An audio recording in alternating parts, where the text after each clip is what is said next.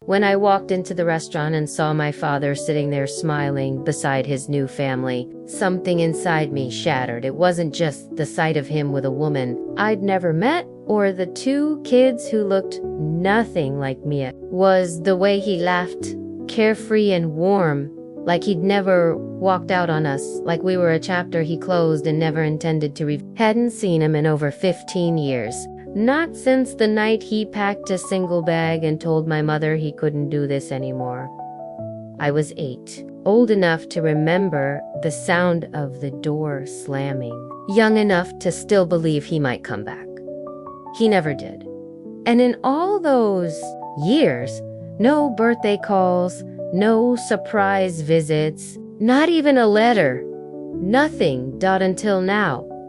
I only found out he was in town because my cousin Amanda, who works at the local bookstore, spotted him walking in with that woman. She called me, breathless, stunned. "I think it's your dad," she whispered, like she couldn't believe it herself. "He's here." I didn't believe her until I saw him with my own eyes. He looked older, sure, gray at the temples, a little heavier around the middle, but it was him. My father, the man who chose to forget us. I stood frozen near the entrance, gripping my phone like it might anchor me to the floor. The hostess asked if I needed a table, but I shook my head. I wasn't here to eat. I was here for closure. I walked up to him, each step heavier than the last. He didn't see me until I was nearly at his table, and even then, it took him a moment. His smile faltered. "Samantha?" he said, as if testing whether I was real. I didn't smile back. "So you do remember my name?" The woman beside him looked confused, protective. "Who is this?" My father cleared his throat.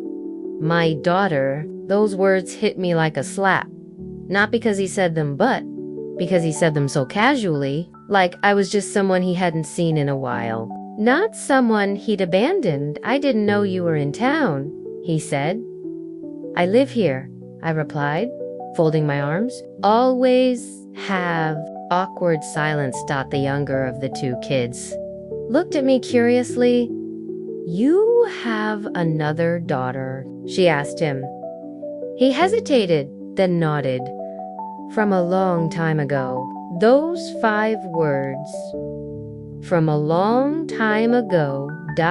As if I was some distant memory, not flesh and blood. I looked at him, at this man who once kissed me goodnight and promised he'd never leave. I wanted to scream, to cry, to ask him why we weren't enough, but I didn't. He simply said, "I just wanted to see for myself, to know you were still alive." Then I turned and walked out. I didn't need his excuses. I didn't want his regrets. I just needed to see it with my own eyes that he had moved on, built a new life, and left us behind like we were nothing.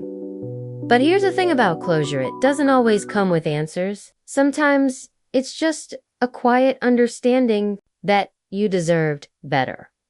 And finally walking away, knowing you're not the one who was broken. He was